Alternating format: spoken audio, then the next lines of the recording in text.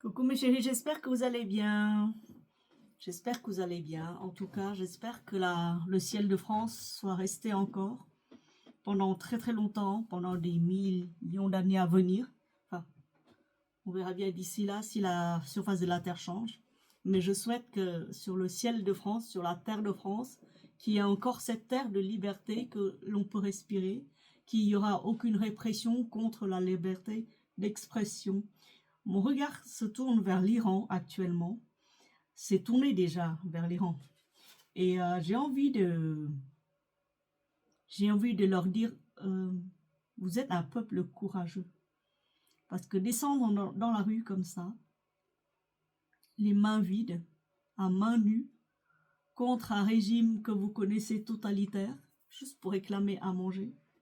Parce que quand un peuple descend dans la rue, c'est pour manger, mes chéris. Hein. C'est pas pour faire la guerre. Hein. Oui, non. Et l'armée iranienne a déployé des moyens de guerre.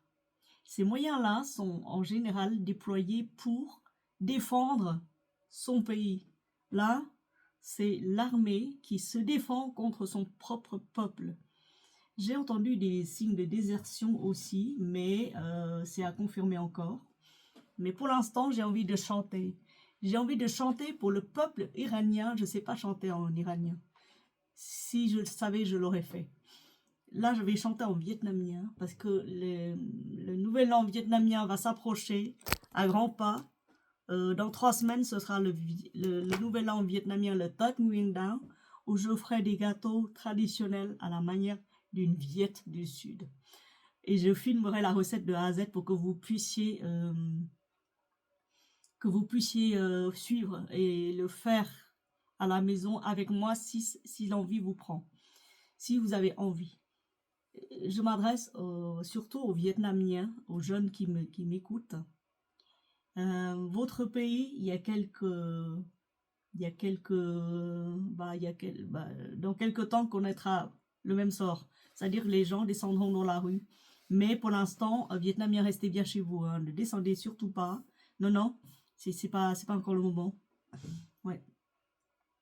Oui, parce que le Vietnam vit aussi dans une répression totale, muselée, en silence.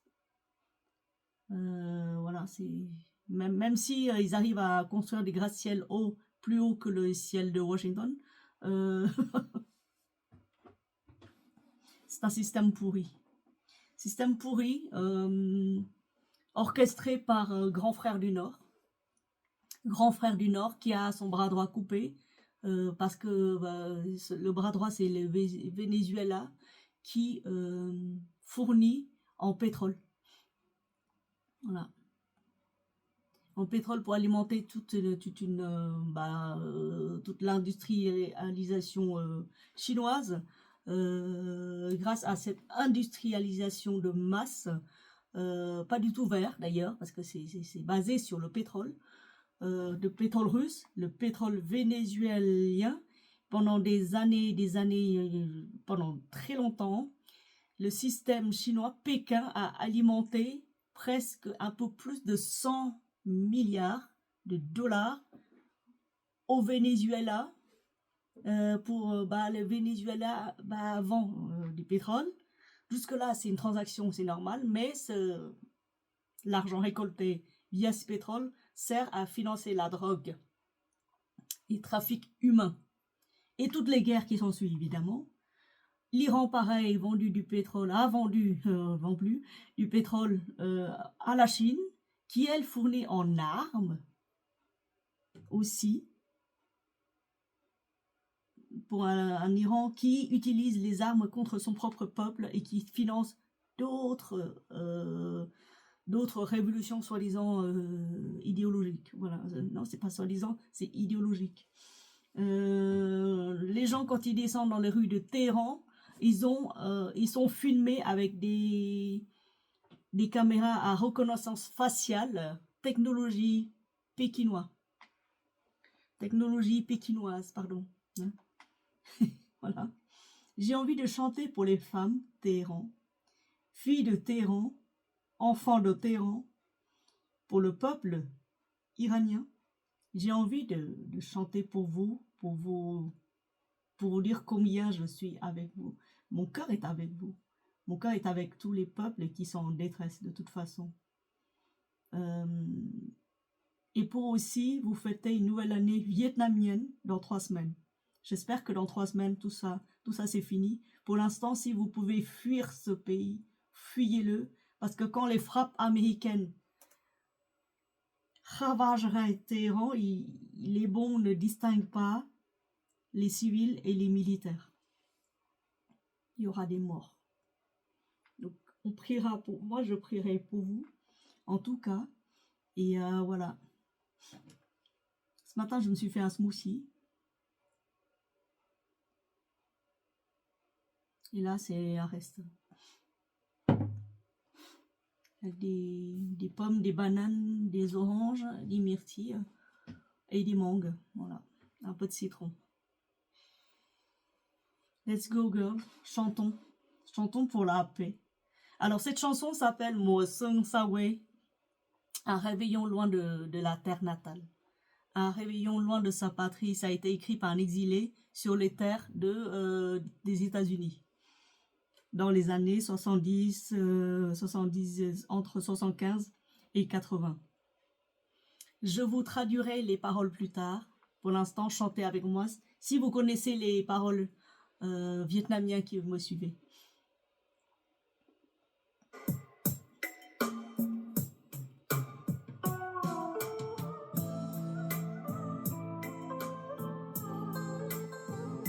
Je travaille en même temps. Hein.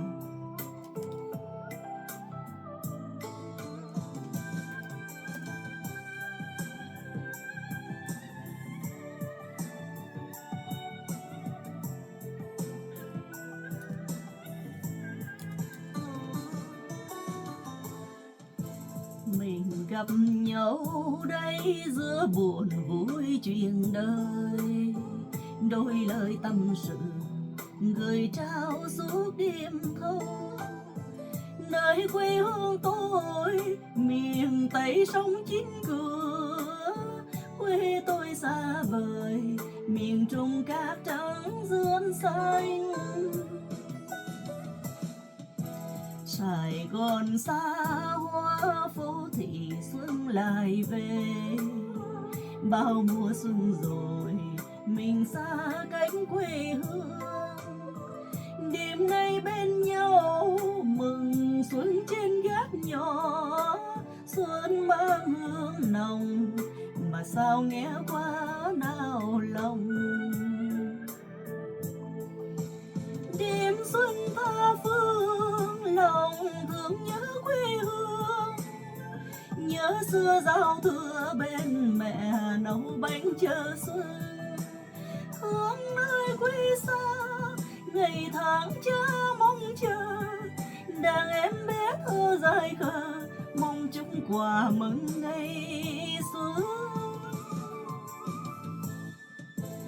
Gửi lời yêu thương chúc một năm thuần hoa, bao người xa nhà đoàn viên lúc xuân sang. Xin mang yêu thương gửi trao cánh em nhỏ, mơ xuân sum vầy tình xuân ấm áp tràn đầy.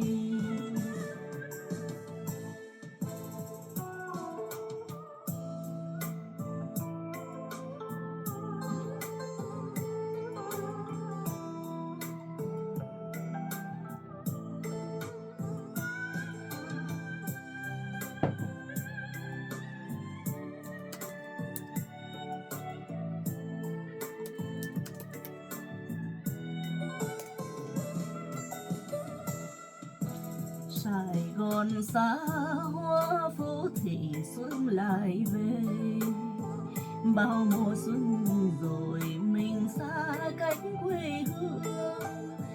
Đêm nay bên nhau mừng xuân trên gác nhỏ, xuân mang hương nồng mà sao nghe quá nao lòng. Đêm xuân tha phương lòng thương nhớ quê hương, nhớ xưa giao thừa bên mẹ nấu bánh chờ xuân. quê xa, ngày tháng cha mong chờ, đàn em bé thơ dài khờ, mong chúng quà mừng đâu xưa. Gửi lời yêu thương chúc một năm thuần hoa, bao người xa nhà đoàn viên lúc xuân sang. Xin mang yêu thương gửi trao anh nhỏ, mơ xuân sum vầy, tình xuân ấm áp tràn đầy.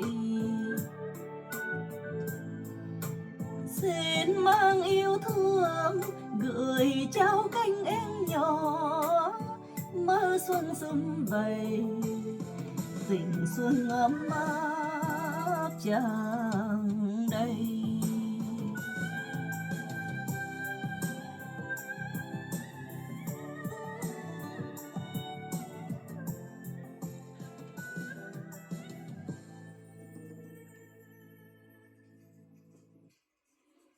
Voilà, merci de m'avoir écouté.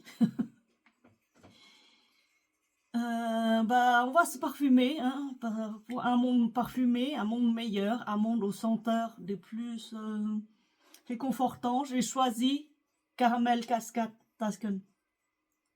C'est un cadeau. Merci. Un cadeau reçu d'une amie. Merci. J'en ai besoin en ce moment. C'est vraiment réconfortant. Et Tasken Caramel, on le compare souvent, puisqu'il y a des notes de caramel et des notes très réconfortantes. C'est un gourmand. On le compare souvent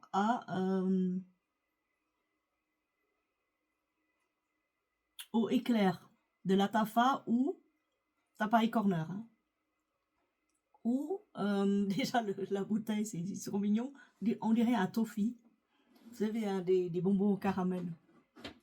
On le compare souvent aussi à Biancolaté de Gian... voilà. Biancolaté. Giancardini di Toscana. Voilà. Cherchez le mot. Et moi, j'adore les bouteilles de Paris Corner. J'aime beaucoup. J'aime trop les bouteilles de Paris Corner. Ou des bouteilles Dubaï tout court, parce que je trouve que c'est travaillé. C'est travaillé, même le cabochon est assez lourd, c'est qualitatif, et je pense que se casser la tête à faire des bouteilles comme ça, le jus à l'intérieur ne doit pas être insipide, vous voyez. J'admire beaucoup le travail des parfums dubaïens, je les aime énormément.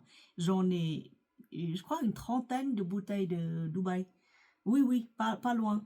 Bah, certaines que je considère pas trop mal, et même très très bien, mais il y a certaines bouteilles qui sont un peu légères. Bon, voilà, c'est comme ça. Hein. Soit on aime, soit on n'aime pas. Bon, en parfumerie designer, aussi, hein, il y a des parfums que j'aime, il y a des parfums que j'aime pas. Et en parfum de niche, alors là, je vous dis, c'est extrêmement cher. C'est parce que c'est de la niche, c'est parce que c'est des créations, soi-disant créations, extrêmement cher, bien qu'en ce moment, ils se copient les uns les autres. Note pistache, extrêmement pistaché, moins pistaché, gourmand, pas gourmand, enfin, ils se copient tous, de toute façon. Et quand vous regardez les nez derrière les parfums, que ce soit Dubaï, ailleurs, niche, pas niche, vous retrouvez les mêmes. Vous retrouvez les mêmes, ils viennent tous de la même école. Et ils sont tous dans la même boîte qui s'appelle Givaudan. Donc, mais il y a quand même quelques belles créations de temps en temps qui ressortent de l'ordinaire. À ce propos, j'étais allée voir chez Sephora une nouveauté de chez Prada, Paradoxe. Je vous dis ça tout de suite. Sur Fragrantica, ils disent que c'est le Paradoxe. Enfin, de la bouteille, ça s'appelle Paradoxe. Radical Essence, c'est la bouteille la plus sombre parmi toute la gamme des Paradoxes. Et c'est vraiment beau. C'est vraiment très très beau. Ça sort pas de l'ordinaire parce que c'est de la pistache évidemment. Et moi je me suis parfumée avec. Toute la journée j'étais sortie avec. Toute la journée j'ai senti ce parfum. Il tient très bien sur la peau. J'ai demandé un échantillon. Et en première note, je sens tout de suite la pistache. Il dit sur Fragrantica, c'est en note de cœur, mais pour moi, la première note, c'est la pistache. Et une fois que la pistache, au bout des 5 minutes, s'évapore, je retrouve les notes de néroli et de fleurs d'oranger. Magnifique. Et enfin, de bois de santal. Je vous montre la bouteille.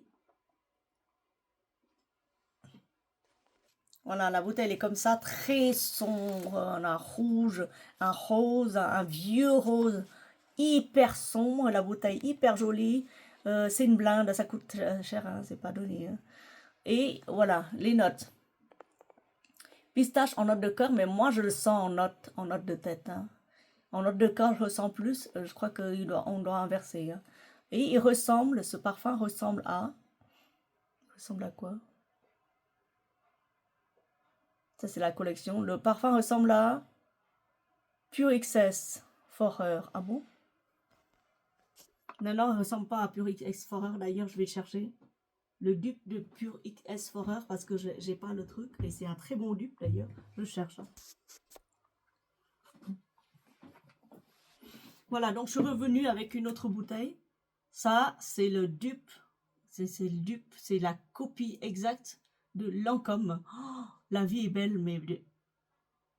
Oh là là, elle dure longtemps et c'est vraiment floral, c'est merveilleux, c'est d'une pure merveille. En fait, je l'ai eu chez Perfume Arte et je suis désolée, je peux pas vous le mettre le lien parce que déjà, ils font pas d'affiliation et deuxièmement, ils ouvrent que des boutiques. Donc, si vous voulez être propriétaire d'une boutique de Perfume Arte, vous pouvez. Il y en avait une en Belgique, mais je crois qu'elle fonctionne plus.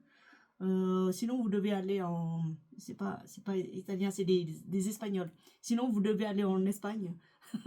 Perfume Arte. Ou sur en ligne, hein, mais ils livrent la France qu'à partir de 150 €. Au moment, j'avais commandé pour juste pile poil 150 €. Pure XS, ils disent. Et ça, leur parfum, c'est des pures merveilles. Mais pures merveilles. J'avais acheté deux fois 100 millilitres de, justement, de Bianco Latte.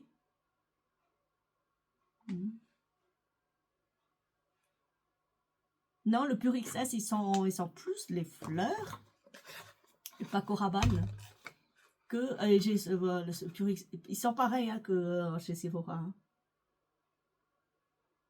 Ils sont plus les fleurs, c'est un peu plus sucré, le Pure XS, horreur. Je clique dessus, je regarde. Il y a un peu plus de vanille. Oui, non, il y a un peu plus de vanille. Popcorn aussi, ça sent un peu de popcorn. Noix de coco. Oui, c'est ça. Sucré, popcorn, bois de santal, musc blanc. Et ça rappelle pas le... Oui, à peu près, quoi, si vous voulez. Voilà. Un petit gourmand. Pure XS, c'est un peu gourmand. Celui-là, c'est plus que gourmand. Le paradoxe de chez Prada. Là, il reste des notes poudrées. Enfin. Santal, mielé, un peu poudré comme ça. Ça mélange après des fleurs et un tout petit peu de pistache qui reste. Oh là là, qu'est-ce qu'il est beau. Franchement, il est beau. Le Prada Radical Essence est une pure merveille.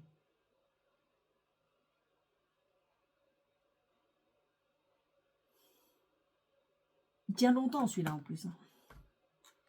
Et moi, qu'est-ce que je... Ah, oui, la vie est belle, je l'ai bien descendu aussi. En ce moment, qu'est-ce que je porte? Moi, je porte beaucoup de parfums pour me parfumer, pour me réconforter. Parce que dès qu'il y a un truc comme ça, voilà. Ouais. Beaucoup de parfums pour me réconforter, énormément. Voilà. Oui, donc je voulais vous parler aussi du... Quand je vous dis que le Vietnam, c'est le petit frère de Pékin, c'est vraiment son petit frère. Hein. Parce que Pékin, actuellement, sait Pékin sait qu'il va perdre des sous. Qu'il ne pourra jamais réclamer les dettes qu'il a prêtées, des sous qu'il a prêtés au Venezuela, parce que son esclave est est partenaire de toujours en pétrole sale, en argent sale. Et a été récemment l'invité de marque de notre super-héros au super-héros.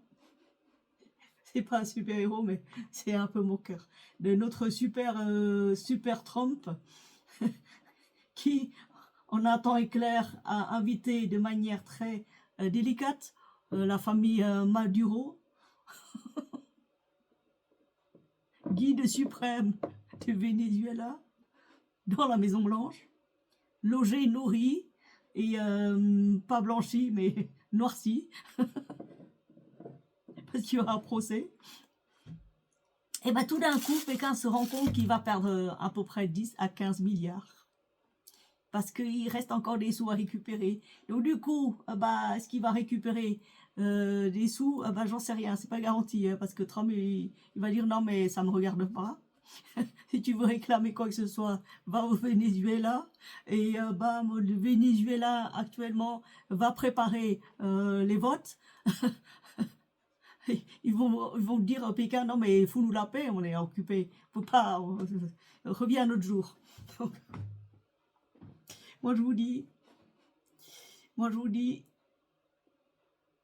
va perdre gros. Non seulement il va perdre des sous, mais en plus, la principale source de matière première, la principale, c'est-à-dire son bras droit, est coupée. Pékin est en train de trembler. Ils sont en train de trembler. Tout un système basé sur de l'argent sale, du pétrole sale, c'est parce que, parce que les pétroles que personne n'en veut, parce qu'ils savent que c'est de l'argent sale, et quand tu investis dans un pays qui fait du trafic humain, qui vend de la drogue, qui bousille la planète avec des centaines de milliers de tonnes de drogue dure pour bousiller la jeunesse de l'humanité, personne n'en veut du pétrole de ces gens-là.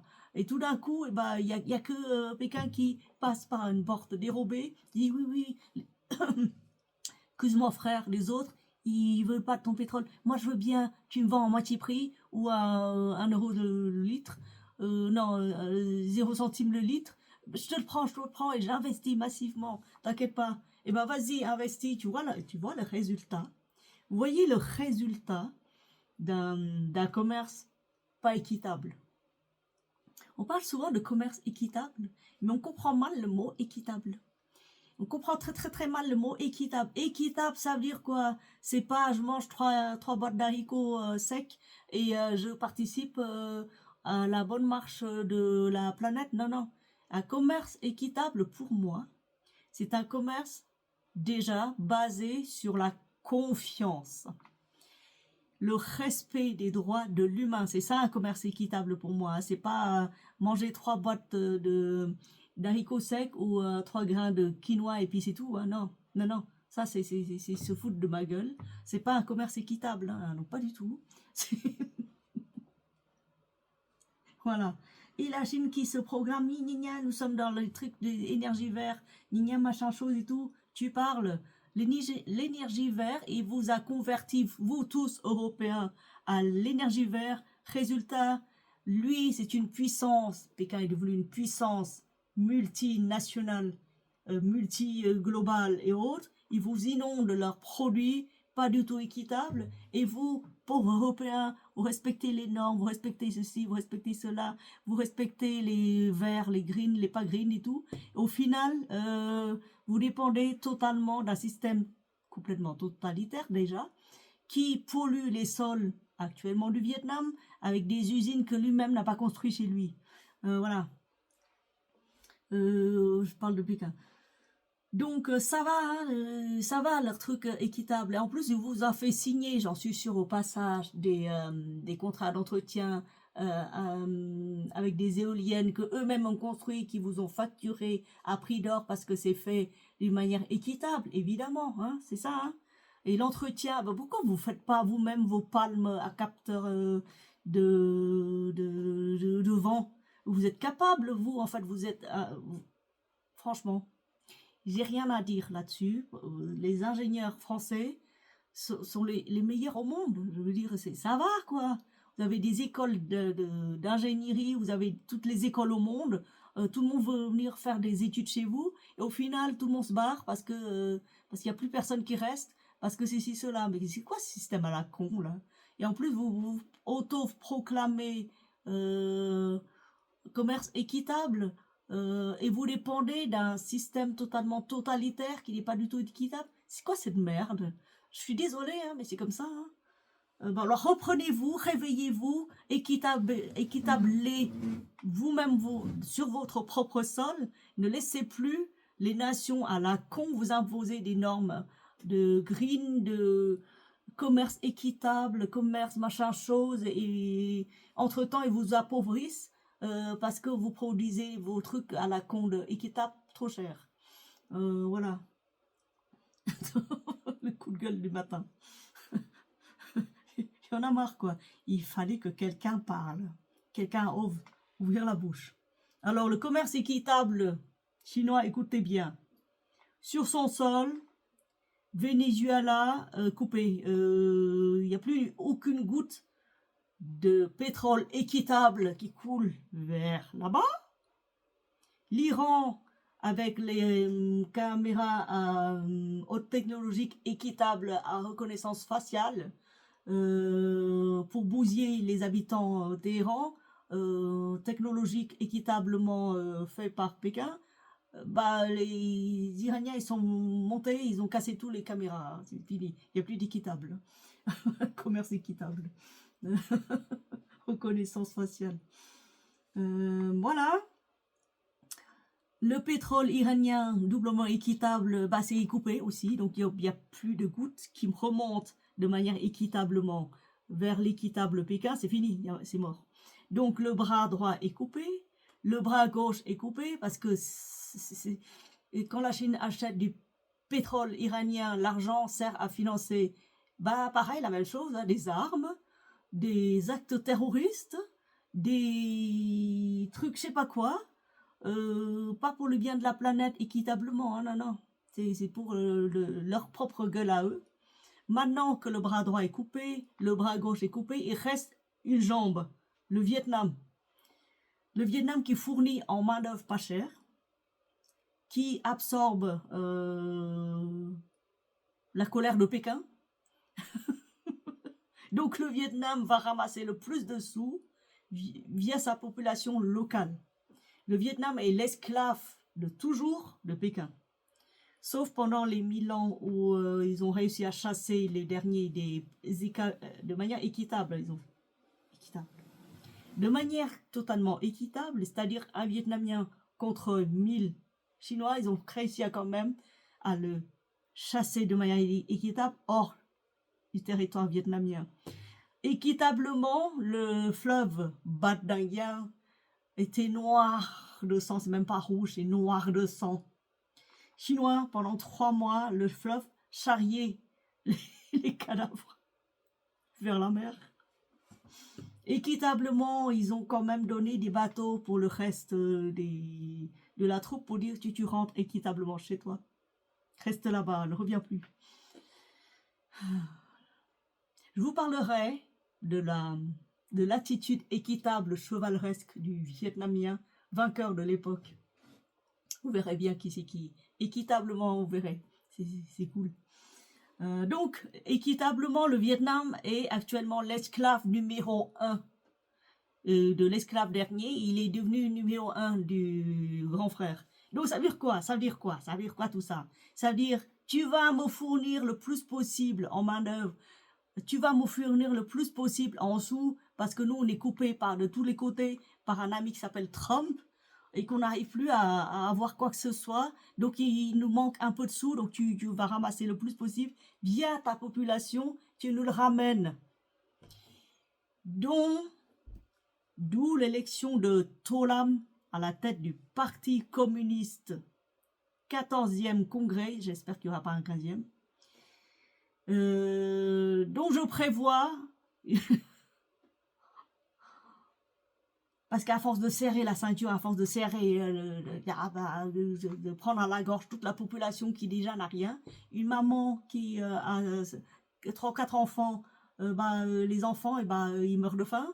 Une grand-mère, 92 ans, tous les fils meurent de malnutrition. Il n'y a qu'elle qui reste parce qu'elle ne mange pas. Donc quand on jeûne, on vit plus longtemps.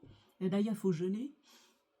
Et vous voyez, elle bosse encore, hein, et elle bosse encore pour se nourrir ses petits-fils, peut-être, et de toute façon, elle en pourra plus, et quand elle mourra, il n'y aura pas de sépulture correcte, parce que les vallées sont inondées, les plaines sont inondées, et que pour acheter un tombeau, pour une tombe correcte, il faut des sous. Donc je ne sais pas, voilà. Euh, tableau noir du Vietnam, vous qui prévoyez d'aller au Vietnam, peut-être annulez vos billets parce qu'il y aura quelque chose qui se passe là-bas, bientôt, hein, je vous dis. Sauf si, même s'il y a intervention américaine, encore une fois, il y aura quand même du sang versé sur ce pays-là. Encore une fois, parce que, voilà, c'est comme ça. C'est comme ça parce que l'esclave numéro 1 est en train de ramasser des sous de sa population vers grand frère. Et quand on ramasse des sous, on ne vient pas dire oui, non, mais regarde, tu as gagné 100 euros, donc donne-moi 1 euro, il te reste 99. Non, non, si tu as gagné 100 euros, eh ben, on va miser sur l'an prochain, tu vas gagner peut-être 200, tu vas nous mettre 300 de côté. Vous voyez, là tout de suite. Système totalitaire à la con. Moi, je suis partie, mes parents sont partis, tout le monde est parti. Les filles là-bas, les filles en âge de se marier, elles se prostituent pour venir en France. Euh, dès qu'ils voient un blanc qui passe, elles font tout pour avoir un enfant avec lui. Et si le blanc est trop faible, il va la ramener la fille ici, avec l'enfant. C'est comme ça. C'est comme ça se passe comme ça. Et ne me dites pas que, oui, non, mais c'est contraire. Non, mais gna gna gna. Allez-y là-bas, passez 6 mois, 1 an, parlez vietnamien, allez dans les villages. Je vous parle des villages, je ne vous parle pas dans les villes où c'est rempli de putes. Hein. Vous allez dans les villages. Désolé de parler du bien équitablement du Vietnam comme ça, mais ce pays-là, je le connais. Mes parents le connaissent, ils y allaient tous les ans. Hein. Et de pire en pire, tous les ans, ils voient des trucs de pire en pire. Ils disent, mais c'est que ce pays. Avant, c'était encore bien.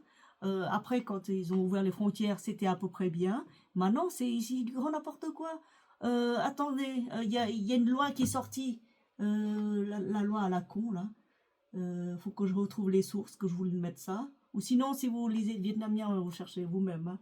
Vous cherchez les droits de séjour à payer en plus de vos droits de douane. Les droits de séjour uniquement pour les Vietnamiens qui reviennent. C'est quoi ces droits de séjour?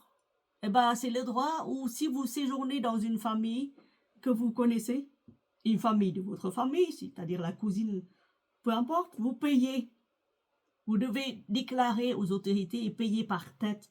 Si vous ne déclarez pas dans les 12 heures qui suivent votre arrivée, tu arrives à 6 heures du soir déjà, tu arrives, tu es crevé, il te faut un décalage horaire, ou tu te réveilles, le temps que tu réveilles les autorités, l'administration est fermée, mais au bout de 12 heures, il faut que tu déclares, hein, tu sais, tu déclares à qui? À Dieu, aux esprits locaux, pour dire t'es là, sinon tu payes dans les 150, 200 euros par personne, je crois, de frais de douane, le droit de dédouanement, le droit de cuissage, un truc comme ça. Si vous connaissez encore le droit de cuissage, si vous savez ce que c'est qu'un droit de cuissage, vous me dites parce que je connais ça, mais c'était dans l'ancien temps, au temps des seigneurs du Moyen-Âge.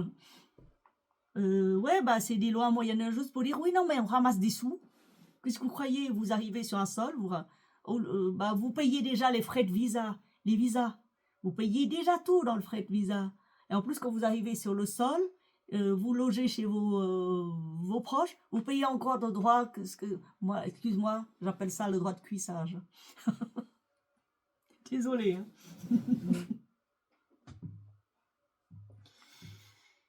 Pourquoi je dis que les filles se prostituent pour venir en France? J'en vois arriver tous les jours. Et elle poste les vidéos sur Internet. Ouais, on est trop bien. Moi, je suis mariée à un Français. On est bien, on est là. Voilà. Parce que les Français vont là-bas. Ils cherchent les femmes de chez nous.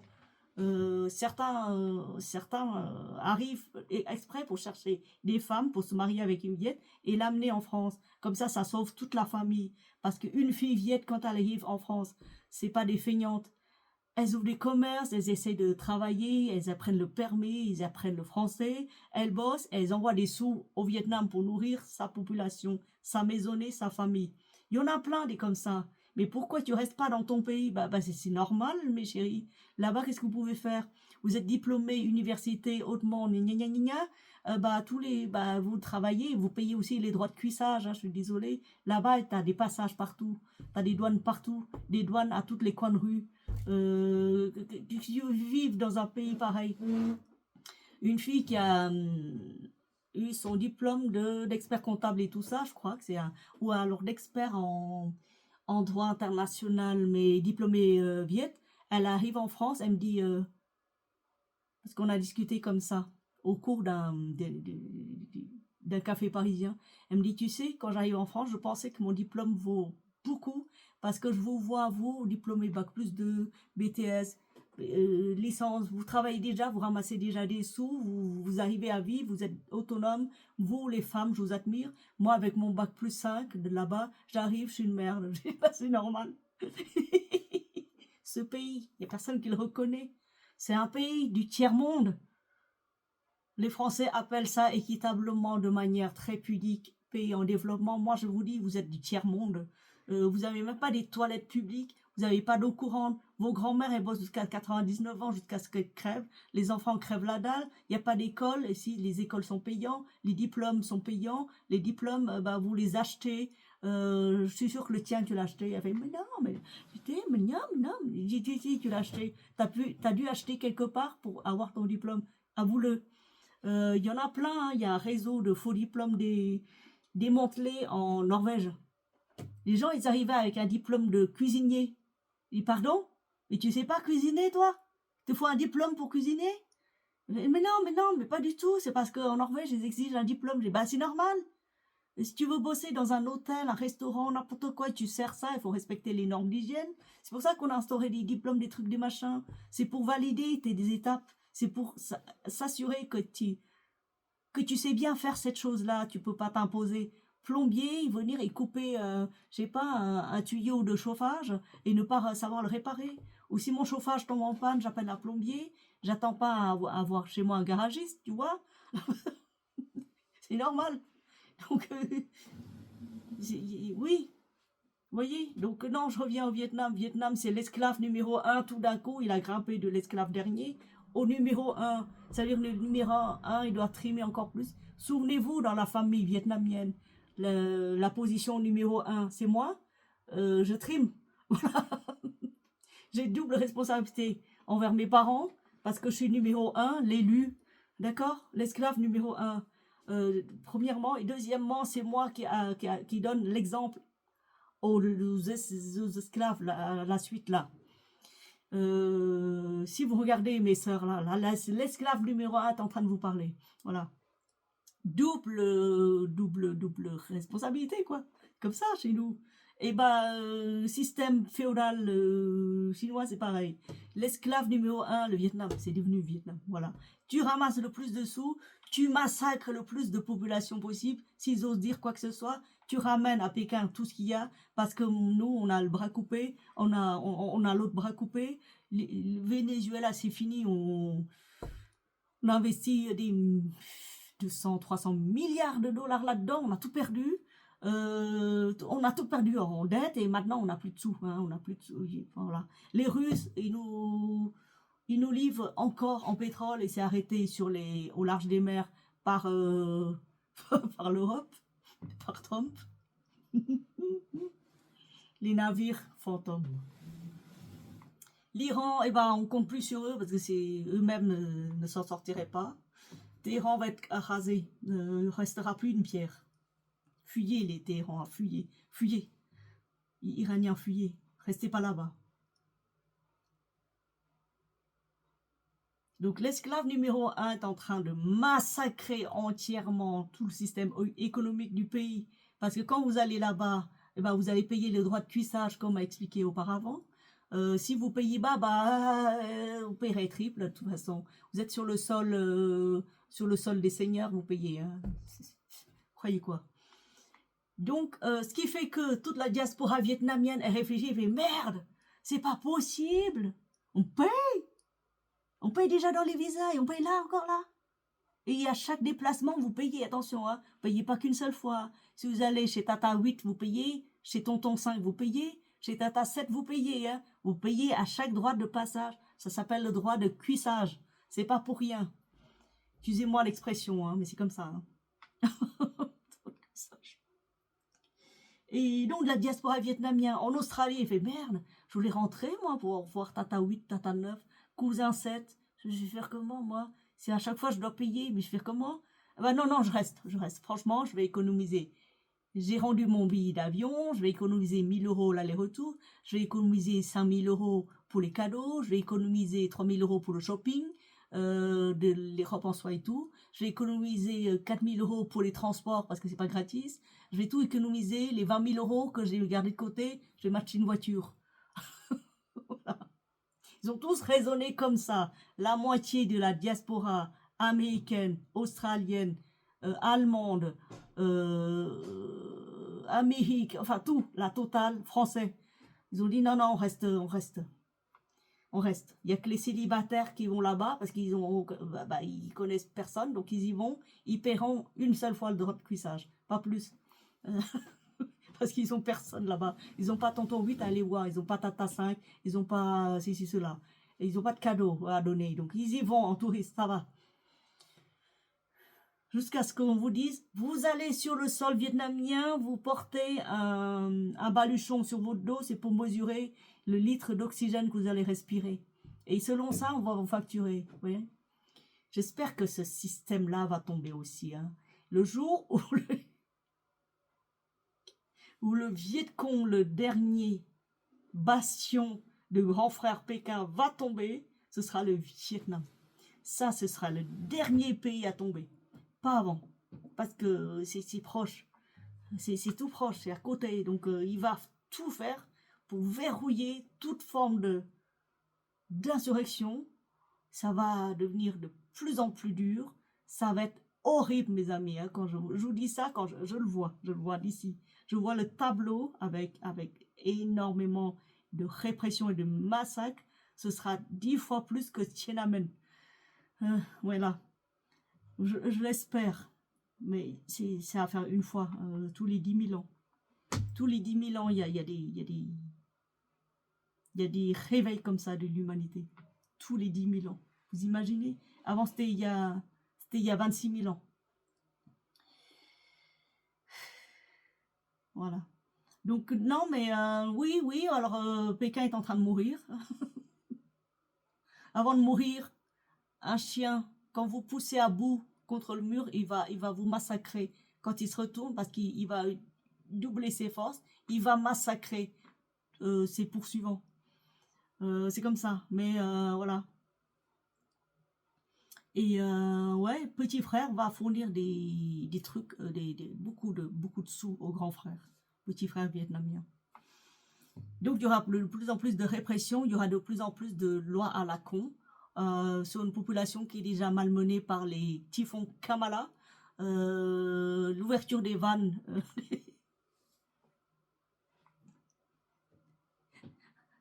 l'ouverture des vannes, des barrages en amont, voilà.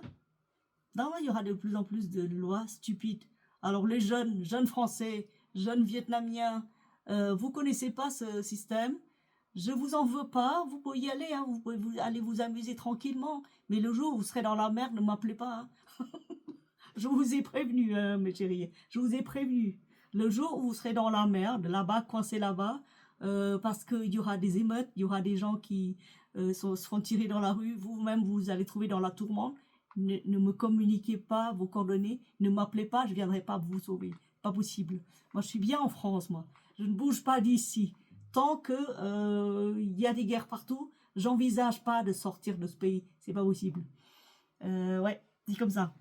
Je protège mes chats, je protège mes poules, je protège mon poulailler, d'accord? Je ne sors pas. Voilà. Ah là là. Non, mais c'est grand n'importe quoi. Quand même des fous hein, qui gouvernent un pays. T'as quand même des fous, quoi. Bon, ça y est, c'est fini. Pékin, alors, quand le système économique va revenir à la normale, les Made in China vont coûter un peu plus cher que le Made in France, mes chéris. Donc, prévoyez assez de sous pour vous renouveler en sous-vêtements, en slip, en chaussettes. Parce que le modèle chinois pas cher, ce sera fini, bientôt. Déjà, quand vous regardez les articles Shine, moi j'étais allé toucher les articles Shine, c'est de la merde, mes chéris. C'est du plastique, c'est une robe, vous mettez une allumette, ça flambe. Mais qui c'est qui achète ça? En plus, c'est pas donné, hein. C'est dans les 25-30 euros, soldé à 27 ou 20.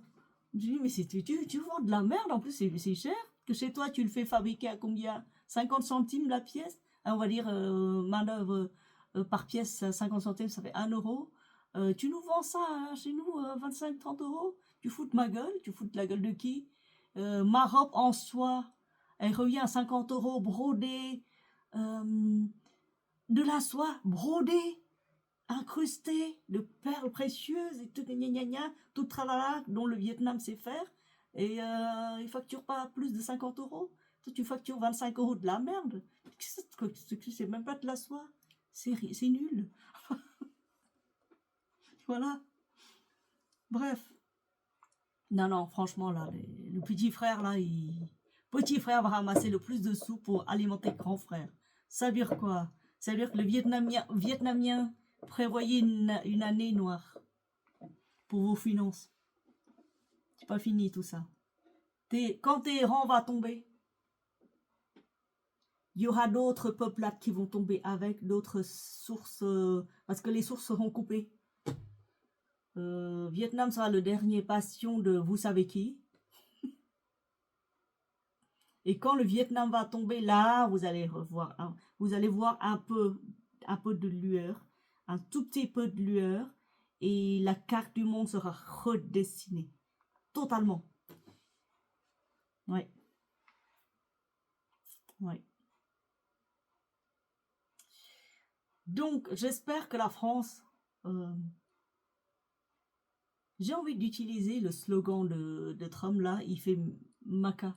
C'est Make American MAGA. Make American Great Again.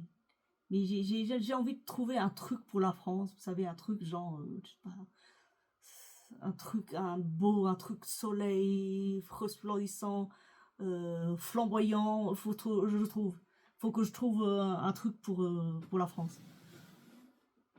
Parce que vous savez que moi je suis pas pour les Américains, parce qu'ils ont fait quand même des conneries sur la terre du Vietnam. C'est pour ça qu'il y a eu les Vietcong. Voilà. Il y avait pas que eux.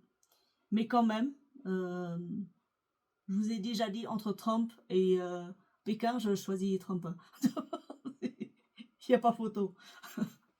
Mais si à choisir entre personnes, je choisirais personne parce que je déteste les guerres. J'aime pas les violences. Et je préfère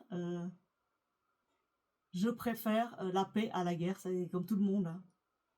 Mais je vous dis, les gentils sont ceux qui se font toujours avoir. La population européenne est extrêmement gentille, humaniste, et c'est elle qui va se faire avoir de toute façon. Parce que quand on est humaniste, on pense pas à mal, on prévoit pas les coups les pires.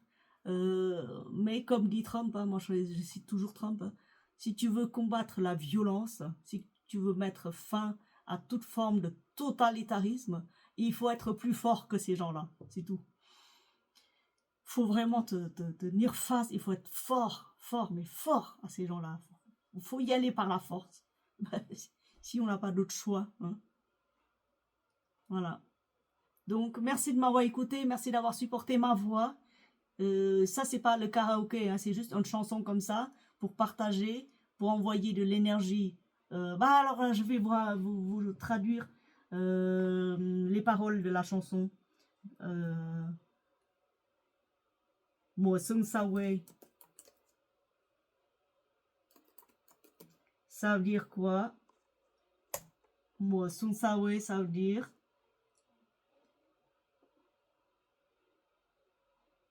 je vais vous le dire déjà, c'est très beau. Mình gặp nhau đây giữa buồn vui chuyện đời, đôi lời tâm sự gửi trao suốt đêm thâu. Nơi quê hương tôi, miền Tây sông chính cửa, quê tôi xa vời, miền Trung cát trắng dương xanh. Sài Gòn xa hoa, phố thị xuân lại về. C'est-à-dire ces deux êtres qui se rencontrent, c'est une femme et un homme, sur une terre étrangère, au milieu d'une fête. Ils se sont retirés loin de la foule, dans un jardin quelconque, ou en haut d'un immeuble, ou en haut d'un grenier. Ils discutent. Parmi les étrangers, il y a deux Vietnamiens qui se trouvent. Ils discutent du bon vieux temps. La fille lui dit « Je viens du delta du Mékong, là où les 9 dragons se jettent dans la mer. » Et lui, il dit « Je viens du centre du Vietnam, assez loin de ta campagne, assez loin de ta plaine, là où il y a les sables blancs, les plages fins et la verdure des pins. » Saigon, xa hoa phố thị xuân lại về. Saigon, xa hoa, il a dit Saigon, il a pas dit Ho Chi Minh, un truc à la con, là, rebaptisé par les cons. Il a dit Saigon, xa hoa, ça veut dire la splendeur de Saigon. La Saigon, la belle ville, la beauté, le joyau du sud. Le printemps revient encore une fois. Bao mùa xuân rồi mình xa cách quê hương. Đêm nay bên nhau mừng xuân trên gác nhỏ. Xuân mang hương nồng mà sao nghe quá não lòng. La splendeur de Saigon, je m'en souviens encore. Elle se part de mille feux quand le printemps revient. Combien de printemps m'a séparé de ma famille? Combien de nouvel an je n'ai pas pu voir ma terre natale et ma famille. Aujourd'hui, je fête Nouvel An, le réveillon avec toi. Il y a quand même un goût d'amertume en cette nuit de réveillon. Đêm xuân tha phương, lòng thương nhớ quê hương, nhớ xưa giao thừa bên mẹ nấu bánh chờ xuân. Thương nơi quê xa, ngày tháng cha mong chờ, đàn em bé thơ dại khờ, mong ước quà mừng ngày xuân. Un réveillon en exil, ça me fend le cœur. Parce que je m'en souviens des beaux réveillons avec ma mère. On préparait les gâteaux. Les gâteaux du Nouvel An, les beaux gâteaux traditionnels, je vous en ferai un jour. Cette nuit-là, avec toi, je fête le réveillon, mais je pense à mon père qui m'attend à la maison. Et je pense à mes petites sœurs, des âmes innocentes qui réclament des cadeaux que je n'ai pas. Gửi lời yêu thương chúc một năm thuận hòa, bao người xa nhà đoàn viên lúc xuân sang. Xin mang yêu thương gửi trao cánh én nhỏ, mơ xuân sum vầy, tình xuân ấm áp tràn đầy. Je vous dédie à vous et je vous envoie beaucoup d'amour en cette année, en cette soirée de Nouvel An, en ce réveillon. Combien sont ceux qui sont loin de leur maison? Combien sont ceux qui sont expatriés, des apatrides? Ils n'ont plus de maison, ils n'ont plus de patrie. Je vous adresse beaucoup d'amour sur les ailes d'hirondelle. Et je rêve d'un printemps, un nouveau printemps sur toute la surface du monde. Eh bien, je vous souhaite à vous aussi, Iraniens, et à tous les peuples qui sont dans la souffrance, qui vivent ployés sous les bottes des cons, communistes et des dictateurs. Je vous souhaite aussi un jour meilleur et je vous souhaite beaucoup d'amour et de joie pour le printemps revient, quand le printemps reviendra, pour le prochain printemps. J'espère qu'au prochain printemps, il n'y aura plus des luttes, des guerres, des violences, qu'il y a au moins un jour de paix sur cette terre. Merci de m'avoir écouté, merci d'avoir supporté ma voix. Je suis désolée, mais ça, c'est pas un karaoké, c'est juste une chanson pour vous, pour tous ceux qui en ont besoin. Bisous, bisous.